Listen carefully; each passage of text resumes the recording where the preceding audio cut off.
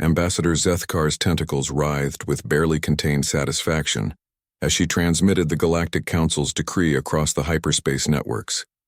After 3 cycles of deliberation, the verdict was unanimous. Species designation human was to be permanently exiled from galactic space. No trade, no communication, no second chances. The motion had passed 847 to 0, with 12 abstentions. Violent, she had argued before the assembly. Unpredictable. They wage war over resources when negotiation suffices. They refuse genetic modification to reduce their aggressive tendencies. They are a cancer that will spread if we do not act. The evidence was overwhelming. Humans had ended 3 separate trade disputes with something they called economic warfare, a concept so barbaric that most species lacked words for it. They had refused to surrender their military fleets even after joining the Council.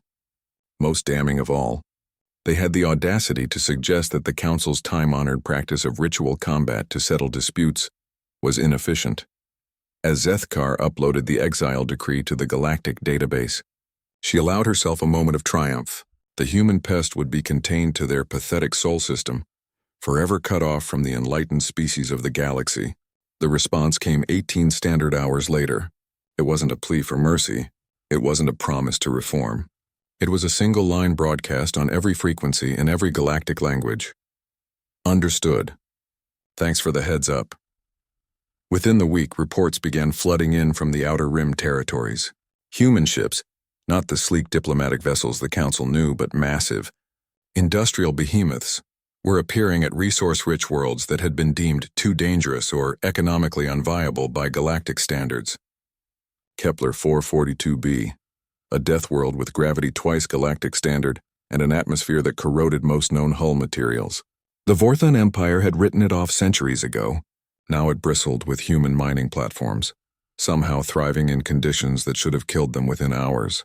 Gliese 667cc, tidally locked with a radiation-scorched dayside and a frozen nightside. The ice storms alone had claimed 3 separate Altarian research expeditions.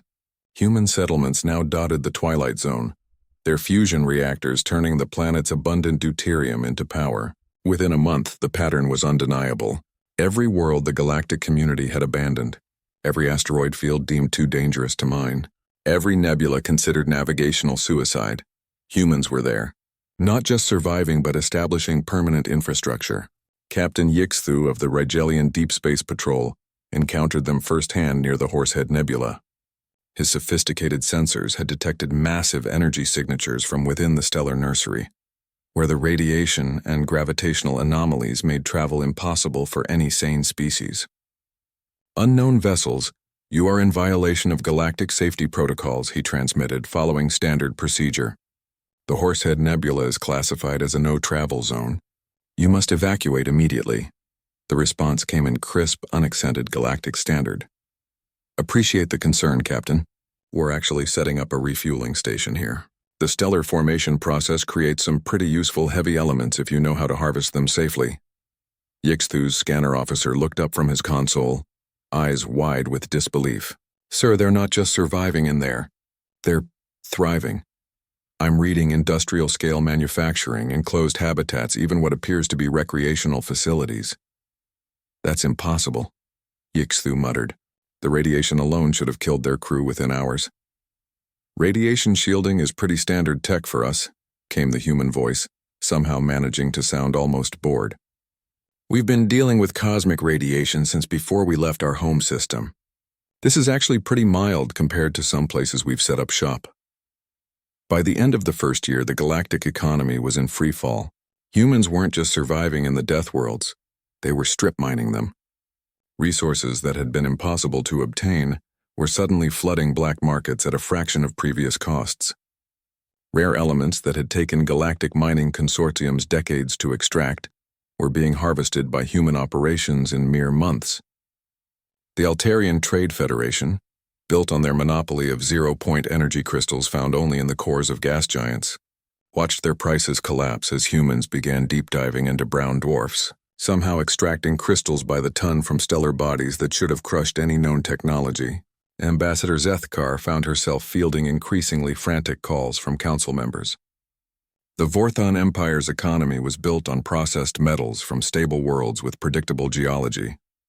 Human operations in asteroid fields were producing higher-grade materials at impossible speeds. The Centauri Collective's agricultural exports were being undercut by human hydroponic operations on worlds with barely breathable atmospheres.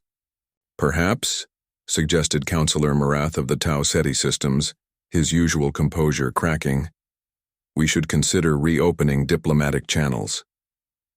Zethkar's tentacles twitched in irritation. Absolutely not. We made our decision. Humanity is exiled and they will remain so. The second year brought new revelations. Long-range sensors detected massive structures being constructed at the very edge of the galactic disk, space habitats on a scale that dwarfed anything in Council space. Energy signatures suggested they were harnessing power directly from the galactic core's black hole, somehow managing stable operations in a region of space where reality itself became negotiable. Trade routes that had been stable for millennia suddenly became unprofitable as human operations offered faster, cheaper alternatives through regions of space that galactic navigation computers classified as certain death. Wormhole junctions that had been theoretical for thousands of years were suddenly in active use, with human vessels popping out of dimensional tiers that should have scattered their atoms across several star systems. By the third year, the question was no longer whether humanity should be readmitted to galactic society. The question was whether galactic society could survive without them. Ambassador Zethkar stared at the latest intelligence reports. Humans had somehow established trade relationships with 3 separate extragalactic entities, civilizations so advanced that the Council had never dared to approach them.